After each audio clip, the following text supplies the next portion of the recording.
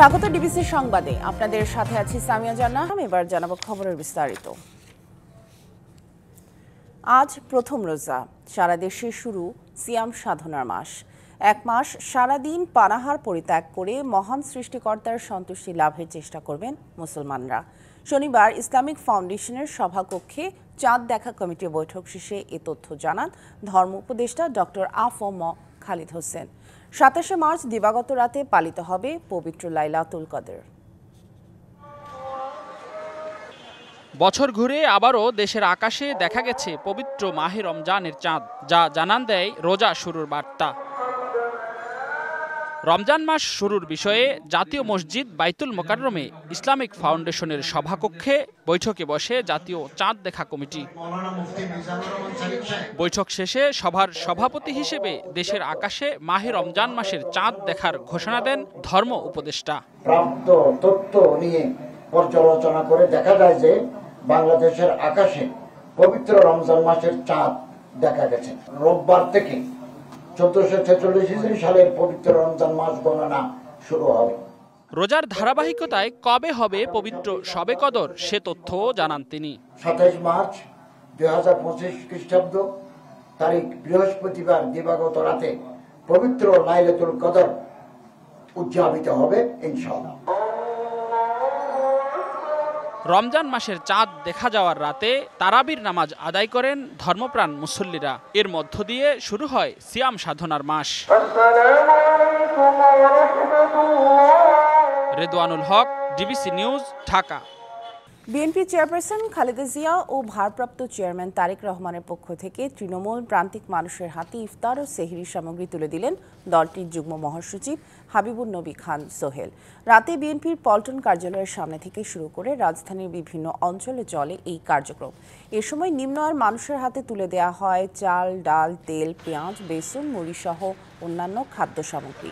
পবিত্র রমজানে তৃণমূল মানুষের পাশে দাঁড়ানোর এই আয়োজন চলমান থাকবে বলে জানান হাবিবুন নবী খান সোহেল। সেই সাথে সমাজের বিত্তবানদের প্রতি বিপন্ন এইসব মানুষের পাশে দাঁড়ানোর জন্য আহ্বান জানান তিনি।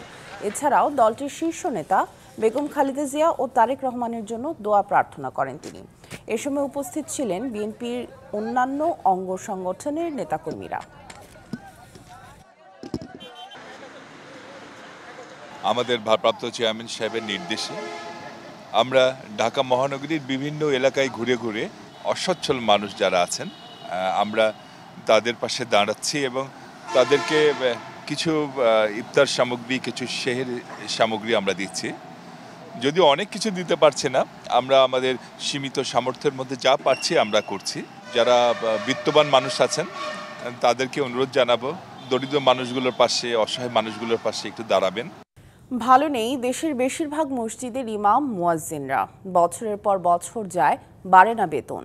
খোদ রাজধানীতে ৮ থেকে ১২ হাজার টাকা বেতন বেশিরভাগ ইমামের। মুয়াজ্জিনদের বেতন আরও কম। আর গ্রামগঞ্জের কথা তো বলাই বাহুল্য। দ্রব্যমূল্যের ঊর্ধ্বগতিতে সংসার চালাতে হিমশিম ইমাম মুয়াজ্জিনরা। মুহাইমিনুল খান অপুর প্রতিবেদন। আব্দুস সালাম রাজধানীর তেজগাঁও দক্ষিণ কুনিপাড়া আলেক জামে মসজিদের মুয়াজ্জিম হিসেবে কাজ করছেন ৫ বছর ধরে। ফজর থেকে এশা ১৬ ঘন্টার বেশি সময় কাটে তার এই মসজিদে।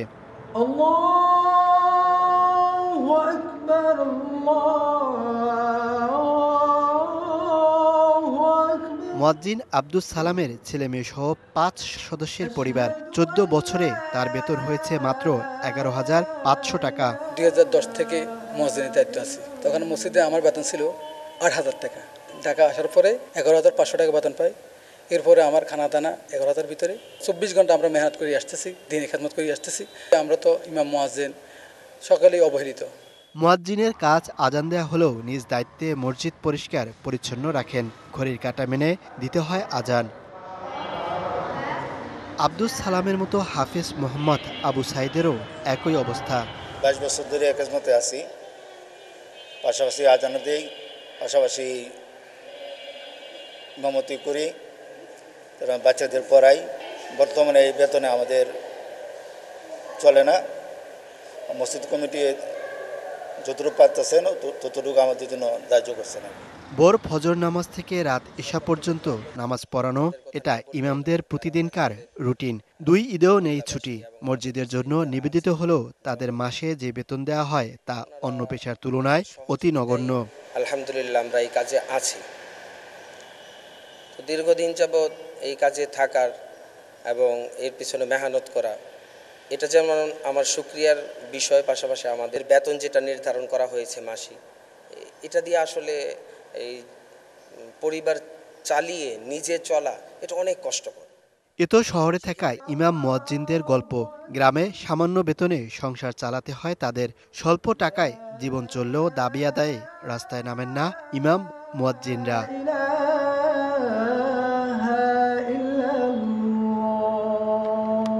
Muhaiminul Khan Apu, DBC news, Dhaka. লালমনিরহাটের পাটগ্রাম উপজেলার দহগ্রাম সীমান্তের শূন্যরেখার কাছে আবারও কাঁটাতারের বেড়া দেওয়ার চেষ্টা করেছে বিএসএফ। তবে বিজিবি বাধা দিলে বন্ধ হয়ে যায় সেই কাজ। শনিবার বিকেলে 2 দেশের সীমান্তরক্ষী বাহিনীর মধ্যে পতাকা বৈঠক হয়। এ সময় প্রতিশ্রুতি ভঙ্গ করে সীমান্তে ফের স্থাপনা নির্মাণের বিষয়ে কড়া প্রতিবাদ জানায় বিজিবি ও সীমান্তবাসীরা জানায়, দহগ্রামের কলোনি পাড়া সীমান্তে শুক্রবার দিবাগত গভীর রাতে বিএসএফ শূন্যরেখার 3 থেকে 5 গজের মধ্যে কাঁটাতারের বেড়া ও লোহার খুঁটি স্থাপন শুরু করে। শনিবার সকাল পর্যন্ত প্রায় 500 গজ এলাকায় কাঁটাতারের বেড়া ও লোহার খুঁটি স্থাপন করে ভারতীয়রা। পরে বিজিবি ঘটনাস্থলে গিয়ে বাধা দিলে কাজ বন্ধ রাখা হয়। গত 10 জানুয়ারি দহগ্রাম সীমান্তে কাঁটাতারের বেড়া নির্মাণ ও পরে সেখানে কাঁচের খালি বোতল ঝোলানো নিয়ে চরম উত্তেজনা শুরু হয়। এই সময় পঞ্চগড়ের বাংলাবান্ধায় বিজিবি ও বিএসএফ এর উচ্চ পর্যায়ের বৈঠকে সীমান্তে আপাতত স্থাপনা নির্মাণ না করার প্রতিশ্রুতি দেয় বিএসএফ। জুলাই আন্দোলনের চেতনাকে ঘিরে নতুন রাজনৈতিক দলগুলোর কাছে মানুষের প্রত্যাশা অনেক। বৈষম্য ও দুর্নীতিমুক্ত দেশ গঠন করতে সহায়ক হবে নতুন দল, এমন আশা তাদের। এছাড়াও স্বাধীনতার স্বপ্ন বাস্তবায়নে নতুন এই দল অগ্রণী ভূমিকা রাখতে পারে বলে মনে করছেন সাধারণ মানুষ। তবে জনগণের কাছে মুখ্য সুষ্ঠু ও সুন্দরভাবে জীবনযাপনের নিশ্চয়তা। গ্রামগঞ্জ কিংবা শহর, সর্বত্রই মানুষ চায় আসুক শান্তির সুবাতাস। আর তারা বলছেন, এজন্য দেশে প্রয়োজন যোগ্য নেতৃত্ব।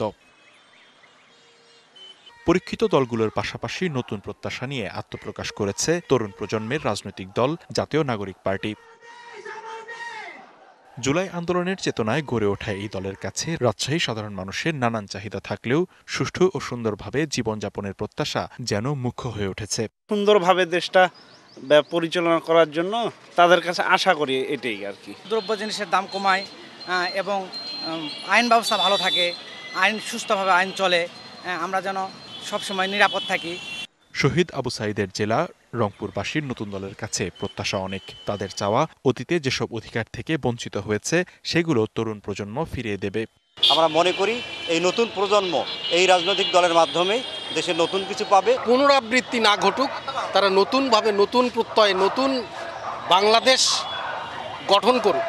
সুষ্ঠুভাবে দেশ পরিচালিত হবে এমন প্রত্যাশায় থাকা সিলেটবাসীর নতুন দলের কাছে চাওয়া, দূর করতে হবে বৈষম্য, কল্যাণমুখী রাষ্ট্র গঠনের বন্দোবস্ত আসবে বলেও প্রত্যাশা তাদের। বাংলাদেশের সকল পথ, সকল মত, সকলকেই নিয়েই যাতে এগিয়ে চলে, সেটি তরুণদের প্রত্যাশা। সুন্দর রাজনৈতিক পরিবেশ তৈরি করার ক্ষেত্রে আমি আশা করব যে তারা একটা ভালো ভূমিকা রাখবেন। স্বাধীনতার স্বপ্ন বাস্তবায়নে নতুন এই দল অগ্রণী ভূমিকা রাখতে পারবে বলে মনে করে খুলনা সচেতন মহল। তাদের মধ্যে আমি মনে করি এখনো দুর্নীতি, অসততা, এরা ছোঁয়া এখন ওইভাবে পায়নি। তাদের মধ্যে এখনো নিটল দেশপ্রেমটা আছে এবং এই দেশপ্রেমটাকে জাগিয়ে যদি তোলা যায় এবং আমরা মনে করি তারা এই অনুকূল পরিবেশ পেলে তারা কিন্তু এই দেশপ্রেমটাকে জাগিয়ে তোলে। নতুন দলের কাছে ব্যবসায়ীদের প্রত্যাশা, অগ্রাধিকার দিয়ে নজর দেবে ব্যাংকিং খাত ও বিদেশি বিনিয়োগের দিকে। এই নতুন নতুন যেই মেধা এবং নতুন নতুন বিনিয়োগের যে সম্ভাবনাগুলো রয়েছে সেই বিষয়গুলি নিয়ে আমাদের তরুণদের যেই পলিটিক্যাল পার্টিটা আছে সেই পার্টির মাধ্যমে ওনারা এইসব প্রোগ্রামগুলোকে আরও ব্যাপকভাবে বেগবান করবে। পট পরিবর্তনের পর দেশে গণতান্ত্রিক ধারা অব্যাহত থাকবে, এমনটাই প্রত্যাশা সাধারণ মানুষের।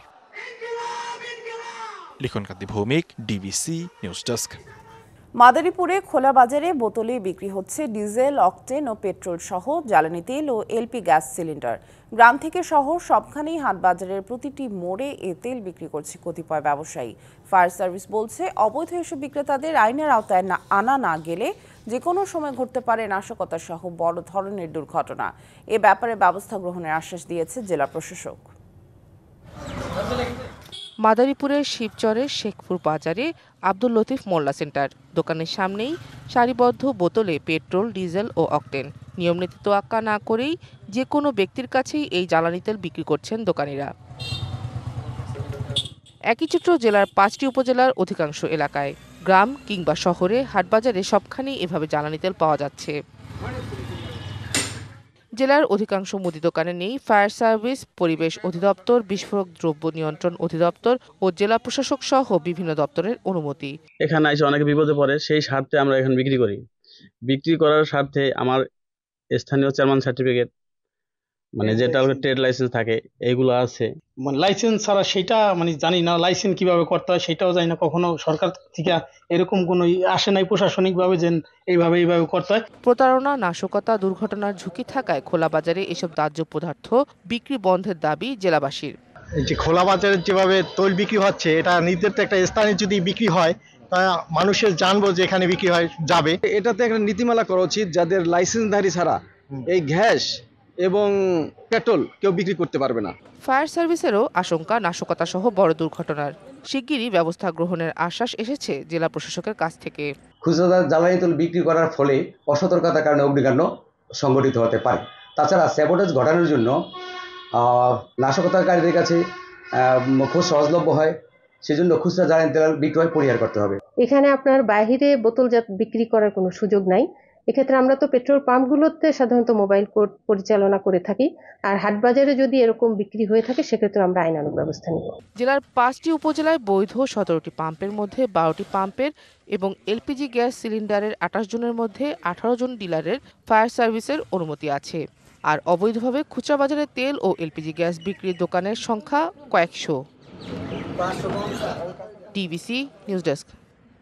প্রকৃতিতে বসন্তের আগমনের সাথে সাথে আমের মুকুলের মৌ মৌ ঘ্রাণে মুখরিত হয়ে উঠেছিল সাতক্ষীরা। গাছে গাছে আমের মুকুলের দোল খাওয়া দেখা গেলেও অসময়ের বৃষ্টিতে হতাশ চাষিরা। একদিনের বৃষ্টিতেই ঝরে গেছে আমের মুকুল। এদিকে চাষিদের ক্ষতির হাত থেকে বাঁচাতে নানা পরামর্শ দিচ্ছে কৃষি বিভাগ। গেল বছর সাতক্ষীরার অধিকাংশ বাগানে আশানুরূপ আমের মুকুলের দেখা মেলেনি, তবে এবার দ্বিগুণ মুকুল আশায় হাসি ফুটেছিল চাষিদের মুখে। কিন্তু অসময়ের বৃষ্টিতে চাষিদের সেই হাসি পরিণত হয়েছে বিষাদে।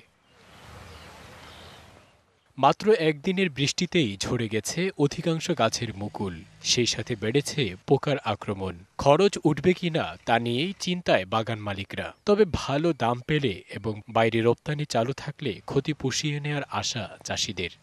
বৃষ্টি হয়েছে, হওয়ার পরে এই হাবর পোকায় পুরো বইল কালো করে ফেলাইছে। দেখেন একটা বইল নাই, আমাদের লক্ষ লক্ষ টাকার বাগান কিনা এই আমাদের লস হয়ে যাচ্ছে। গাছে মুকুল প্রচণ্ড পরিমাণ আইছিল, কিন্তু ওই বৃষ্টি হওয়ার কারণে মুকুলগুলো ঝরে গেছে, এই জন্য ফলন এবার কম। বৃষ্টির কারণে আমাদের সমস্ত গাছে হাঁপার পোকা লেগে আমের বইলগুলো ক্ষতিগ্রস্ত হয়ে গেছে। আশা করি আমার বাগানে ফল ভালো, 10-12 লাখ 14 লাখ বেচাকেনা হলে হতেই পারে। চাষিদের নানা পরামর্শ দেওয়ার কথা জানালেন কৃষি কর্মকর্তা। কৃষকদের জন্য সুযোগ বৃদ্ধি করা যায় এবং এই আমের উৎপাদন কীভাবে বৃদ্ধি পায় এবং সারা বিশ্বের মানুষ সাতক্ষীরা আম যেন খেতে পারে, সেই লক্ষ্য নিয়ে আমরা কাজ করে যাচ্ছি। এবছর জেলায় আমের চাষ হয়েছে 4118 হেক্টর জমিতে। আম উৎপাদনের লক্ষ্যমাত্রা নির্ধারণ করেছে 50 থেকে 60,000 metric ton. DBC news desk. মার্কিন প্রেসিডেন্ট ডোনাল্ড ট্রাম্পের কাছে কাঙ্ক্ষিত সমাদর না পেলেও যুক্তরাজ্যের প্রধানমন্ত্রী কিয়ার স্টারমার সাদরে গ্রহণ করেছেন ইউক্রেনের প্রেসিডেন্ট ভলোদিমির জেলেনস্কিকে। লন্ডনের 10 নম্বর ডাউনিং স্ট্রিটে জেলেনস্কিকে উষ্ণ সম্বর্ধনা দেওয়া হয়েছে। স্টারমার জেলেনস্কির পাশে থাকার প্রতিশ্রুতিও দিয়েছেন। কথা দিয়েছেন প্রায় 3 বিলিয়ন ঋণের সামরিক সহায়তা দেওয়ার জন্য এই চুক্তিতে সই করেন যুক্তরাজ্যের অর্থমন্ত্রী রাচেল রিভস। বৃহত্তর ইউরোপীয় প্রতিরক্ষা বাড়ানোর পাশাপাশি রাশিয়া ইউক্রেন যুদ্ধ বন্ধের লক্ষ্যে রবিবার একটি শীর্ষ সম্মেলনের আয়োজন হচ্ছে যুক্তরাজ্যে। এতে যোগ দেবেন জেলেনস্কি। স্টারমার বলেন, তিনি গর্বিত যে তার দেশের জেলেনস্কির মতো একজন বন্ধু রয়েছেন। এছাড়া যতদিন প্রয়োজন ইউক্রেনের পাশে থাকার আশ্বাস দেন তিনি।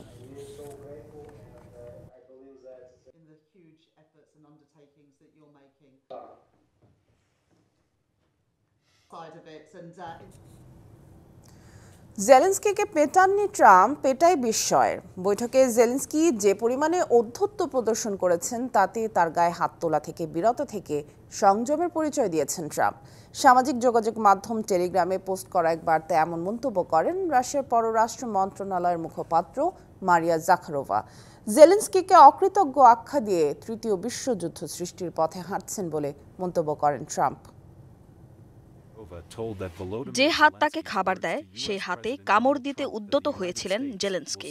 টেলিগ্রাম পোস্টে এ প্রসঙ্গে রাশিয়ার পররাষ্ট্র মন্ত্রণালয়ের মুখপাত্র মারিয়া জাখারোভা বলেন, জেলেনস্কি এ পর্যন্ত যত মিথ্যে বলেছেন সেসবের মধ্যে সবচেয়ে বড় মিথ্যে ছিল 2022 সালে যুদ্ধ শুরুর সময় কিয়েভ একা ছিল এবং কেউ তার পাশে ছিল না।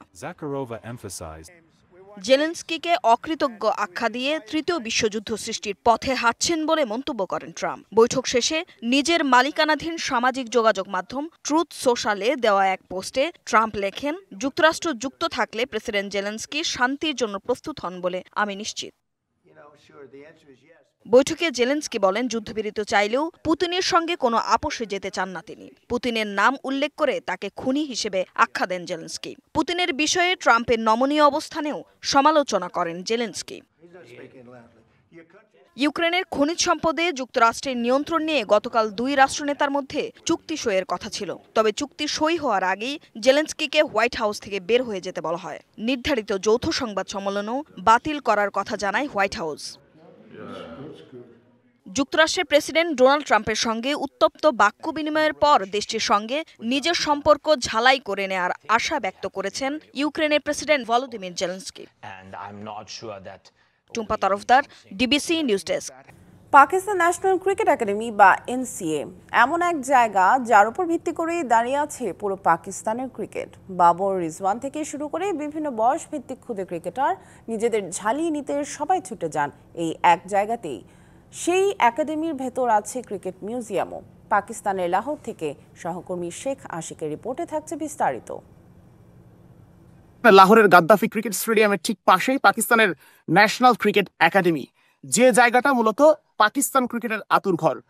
ক্ষুদে ক্রিকেটার থেকে শুরু করে বয়স ভিত্তিক কিংবা একেবারে সিনিয়র লেভেল সবাই এখানে প্রশিক্ষণ নেন, বেড়ে ওঠেন এবং সকল সুযোগ সুবিধা ভোগ করে আসলে নিজেদেরকে পরিপূর্ণ ক্রিকেটার রূপে গড়ে তোলেন। পাকিস্তান ন্যাশনাল ক্রিকেট একাডেমির বাহ্যিক সৌন্দর্য দেখলেই কল্পনা করা যায় কতখানি নান্দনিক হতে পারে। জিম, নেট কিংবা ডাইনিং, কোন ধরনের সুবিধা নেই এখানে? আমাদের পরবর্তী গন্তব্য প্লেয়ার্স ব্লক, যে ভবনের প্রতিটা ইটের সাথেই মেখে আছে ইতিহাস। পাকিস্তানের এই একাডেমির আবহ যে কাউকেই বাধ্য করবে ক্রিকেটের প্রতি ভালোবাসা তৈরি করতে, আর ক্রিকেট প্রেমীদের করে তুলবে নস্টালজিক। নান্দনিক একাডেমির যেদিকেই যাবেন বিস্ময় জন্ম নেবে। এখানে আসলে বারবার মনে হবে, আগে কেন এলাম না ক্রিকেট রূপকথার এই স্বপ্নপুরীতে। পাকিস্তানের ক্রিকেট মিউজিয়াম, একটা কক্ষে সংরক্ষিত আছে পাকিস্তান ক্রিকেটের সকল ইতিহাস। আজকে আমরা সেগুলো দেখার চেষ্টা করব। একটা কক্ষেই পুরো পাকিস্তান ক্রিকেটের ইতিহাস চিন্তা করা যায়। মঈন খানের গ্লাভস, ড্যানিস লিলির সোয়েটার কিংবা পাকিস্তান ক্রিকেটের শুরু থেকে এখন পর্যন্ত ছোট বড় সব অর্জনই সংরক্ষণ করা হয়েছে লাহোরের ক্রিকেট মিউজিয়ামে। পাকিস্তানের একমাত্র বিশ্বকাপ ট্রফি 1992-তে, সেই ট্রফি আমার ঠিক পেছনে রয়েছে গাদ্দাফি স্টেডিয়ামে, পিসিবির ক্রিকেট মিউজিয়ামে। একমাত্র ওয়ানডে বিশ্বকাপ ট্রফির পাশেই ঠাঁই পেয়েছে 2009 সালে শ্রীলঙ্কাকে হারিয়ে জেতা টি-20 বিশ্বকাপের শিরোপাটাও। পাকিস্তান ক্রিকেটের ইতিহাস কতটা সমৃদ্ধ এই একটা কক্ষে আসলে বোঝা যায়, কিন্তু খানিকটা আফসোসও হয়। বাংলাদেশের ক্রিকেট কাঠামো আর অর্জনের সাথে মেলাতে গেলেই হতাশার মহাসমুদ্রে পড়তে হয় একজন লাল সবুজের ক্রিকেট প্রেমীকে। Sheikh Ashik, DBC news, Lahore, Pakistan. মিরপুরে হয়ে গেল ঢাকা প্রিমিয়ার ডিভিশন ক্রিকেট লিগের এবারের আসরের ট্রফি উন্মোচন ও আনুষ্ঠানিক ফটো সেশন। সোমবার থেকে মাঠে গড়াবে আসর। টুর্নামেন্টের ট্রফি উন্মোচন অনুষ্ঠানে উপস্থিত ছিলেন সব দলের অধিনায়ক। ট্রফি উন্মোচন শেষে আনুষ্ঠানিক ফটো সেশনে অংশ নেন তারা। ডিপিএলের চলতি মৌসুম শুরুর আগে ক্রিকেটারদের পারিশ্রমিক নিয়ে চলছে সমালোচনা। গেল মৌসুমে যে ক্রিকেটাররা খেলেছেন 30 থেকে 40 লাখ টাকা পারিশ্রমিকে, তারাই এবার খেলতে বাধ্য হচ্ছেন 10 থেকে 15 লাখ টাকায়। মূলত বড় কোম্পানিগুলো ইনভেস্ট না করায় অর্থ সংকটে পড়েছে ক্লাবগুলো, জানিয়ে এবার মুখ খুলেছেন দলের অধিনায়করাও। তামিমের প্রত্যাশা, পারিশ্রমিক কম হলেও সেটা ঠিক সময়ে পরিশোধ করবে ক্লাবগুলো।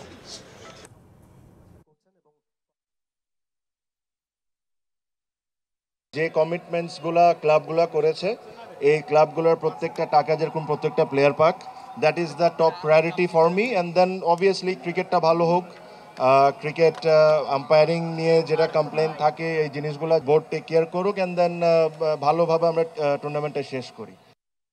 এবার দেখে নেব আজকের জাতীয় দৈনিক পত্রিকাগুলোর প্রধান শিরোনাম। প্রথমেই দেখে নিতে চাই দৈনিক প্রথম আলোর শিরোনাম।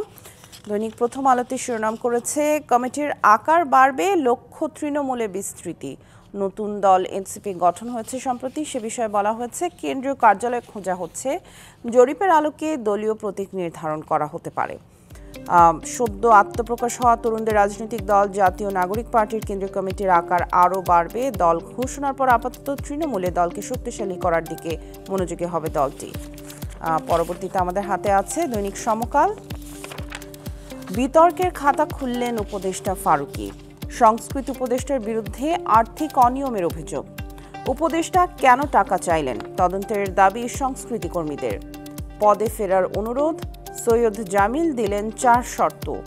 কোনো রকম কাগজপত্র ছাড়াই একাডেমি থেকে টাকা চান উপদেষ্টা, দাবি করেছেন সৈয়দ জামিল আহমেদ। এবং মোস্তফা সরওয়ার ফারুকী পাল্টা দাবি করেছেন জামিল আহমেদের অভিযোগ পুরোপুরি মিথ্যা। এরপর আমাদের হাতে আছে দৈনিক যুগান্তর। দৈনিক যুগান্তরের প্রধান শিরোনাম যেটি দেখতে পাচ্ছি, দিনে 3 ধাপে 30,000 টাকা অবৈধ আয়, ঘুষ ওপেন সিক্রেট। যুগান্তরের অনুসন্ধানে উঠে এসেছে ঢাকার সিএমএম আদালতের গারদখানা থেকে যে অনিয়মের তথ্য, আসামির সঙ্গে সাক্ষাৎ 1500 টাকা, খাবার দিতে 1000 টাকা এবং ওকালতনামায় স্বাক্ষরের জন্য 100 থেকে 200 টাকা পর্যন্ত নেওয়া হয়ে থাকে। এরপরই আছে আমাদের হাতে দৈনিক কালবেলা। এখানে যে শিরোনামটি দেখতে পাচ্ছি, রমজান থেকেই ভোটের মাঠ গোছাবে এনসিপি। শহীদদের কবর জিয়ারতে গণতান্ত্রিক ছাত্র সংসদের কার্যক্রম শুরু, মাস জুড়ে চলবে ইফতার রাজনীতি। জেলা উপজেলায় কমিটি গঠন শিগগির, নাগরিক কমিটির বড় অংশ থাকছেন নতুন দলে। প্রেসার গ্রুপ হিসেবে থাকবে জাতীয় নাগরিক কমিটি। দৈনিক বাংলাদেশ প্রতিদিনে চলে যেতে চাই, আলোচনায় নতুন সংবিধান, সেকেন্ড রিপাবলিক। বাংলাদেশে দ্বিতীয় প্রজাতন্ত্র কায়েম করতে চাইছে বিপ্লব থেকে জন্ম নেওয়া নতুন রাজনৈতিক দল জাতীয় নাগরিক পার্টি এনসিপি। দলটির আত্মপ্রকাশ অনুষ্ঠানে গণপরিষদ নির্বাচন এবং নতুন সংবিধান প্রণয়নেরও ঘোষণা দেওয়া হয়েছে। আমরা এবার যেতে চাই দৈনিক ইত্তেফাকে। রাতে সড়ক মহাসড়কে ডাকাত আতঙ্ক, শ্লীলতাহানি সহ ঘটছে নানা অপরাধ। পাবনার সাঁথিয়ায় গাছ ফেলে গণডাকাতি, কুমিল্লায় 48 ঘন্টার মধ্যে একই স্থানে দ্বিতীয়বার ডাকাতি। চলে যেতে চাই দৈনিক কালের কণ্ঠে। গ্যাস কম, শিল্পোৎপাদন অর্ধেক। জ্বালানি সংকটে শিল্প গ্যাসের দৈনিক চাহিদা 4000 মিলিয়ন ঘনফুট। গতকাল মোট সরবরাহ করা হয় 2691 মিলিয়ন ঘনফুট, ঘাটতি 1309 মিলিয়ন ঘনফুটের। গ্যাস সংকটে শিল্পের উৎপাদন 30 থেকে 50% পর্যন্ত কমেছে। উদ্যোক্তারা বলছেন গ্যাসের মূল্য বৃদ্ধির মাধ্যমে দেশের শিল্প কারখানা ধ্বংসের চক্রান্ত শুরু হয়েছে। জ্বালানি সংকটে বন্ধ হয়েছে 200টিরও বেশি কারখানা। গ্যাসের মূল্য বৃদ্ধির উদ্যোগে ক্ষুব্ধ শিল্পের উদ্যোক্তারা, উৎপাদন কমায় প্রভাব পড়েছে রপ্তানি আয়ও। বিদ্যুতের চাহিদা বাড়ায় বিদ্যুৎ কেন্দ্রে বাড়ানো হচ্ছে গ্যাসের সরবরাহ। বণিক বার্তা, অপরাধ ও দুর্ঘটনার অনুষঙ্গ হয়ে উঠছে মোটরসাইকেল। রাজধানী ঢাকা সহ দেশের বিভিন্ন স্থানে সাম্প্রতিককালে যেসব অপরাধ সংঘটিত হয়েছে, এর বেশিরভাগ সংঘটনের সময় অপরাধীদের মোটরসাইকেল ব্যবহার করতে দেখা গেছে। কিশোর গ্যাং এবং ছোট বড় অনেক অপরাধীর অপরাধ কার্যক্রমের অনুষঙ্গ হয়ে উঠেছে 2 চাকার বাহনটি। চলে যেতে চাই দ্য ডেইলি স্টারে। Announce polls roadmap this month. BNP tells government wants of political move to restore democracy. এই মাসের মধ্যেই জাতীয় নির্বাচনের রোডম্যাপ ঘোষণার জন্য অন্তর্বর্তী সরকারকে চাপ দিচ্ছে বিএনপি, নয়তো নানা ধরনের কর্মসূচির ঘোষণা আসতে পারে দলটি থেকে। চলে যাচ্ছি পরবর্তী পত্রিকা দ্য বিজনেস স্ট্যান্ডার্ডে। Trump-Zelensky clash leaves Ukraine exposed in war with Russia. রয়টার্সের একটি প্রতিবেদনকে উদ্ধৃত করে করা হয়েছে, Ukrainian president Volodymyr Zelensky's meeting with Donald Trump ended in disaster on Friday after the two leaders clashed in an extraordinary exchange before the world's media at the White House over the war with Russia. আমরা চলে যাচ্ছি the daily অবজারভারে। King's Party or political gimmick? Government-backed youth political party sparks controversy. The formation of the Jatiyo Nagorik Party and the Bangladesh Ganotantrik Chhatra Sanshad has triggered heated debates over leadership struggles, financial transparency, and alleged political engineering. এবং সবশেষে আমাদের হাতে আছে the new age. New এজের যে প্রধান শিরোনাম দেখছি, 343 BRTC buses bought in 2009 to 2019 irreparable. Many buses of the Bangladesh Road Transport Corporation bought in the past 15 years have practically become scrap heaps allegedly due to poor maintenance.